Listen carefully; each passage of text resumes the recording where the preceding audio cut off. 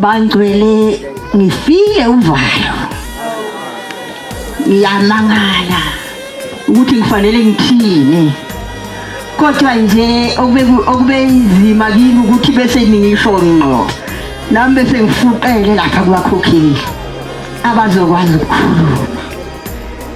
Bantwana benkosi enkulu yasebuhleni, siyajabula ukuthi nathi singamanazaretha amahle lana nje anganakekile nakakhulu kangako ukuthi namhla sibone lo msebenzi ongake siwubona phakathi kwethu bangcwele.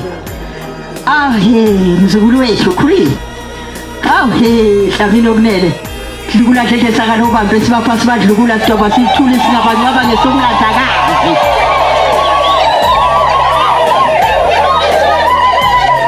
Kodwa bengayithatha inkabe ngakungwane ngikhweze emahlahleni umlomo ubheke ezulwini. Sisi wasenzela okuhle uqopha umlando ukhuli uqophile umlando phakathi komndeni wakwaDlamini wasenzela isibonelo esihle sihle sithi Nkosi yami siyacela emndenini kaDlamini lelo thuli lomhlaba ize ime njalo nawe ntombazana bese kuthi bonke labo nabo sibona nigqokile bantwana nizothola udoloqina ukuthi nathi kwelethu ivangeli liyaqhubeka. Siyazibongela sibongela amaNazaretha amahle nonke nigcwele nizosingatha phakathi kwalomcimbi omkhulu kangaka abantwana basenzele wona besingazi lutho ukuthi kuzoba nje bese sinelisekile sibone esigcawini kodwa singazi ukuthi kukhulu okuzayo.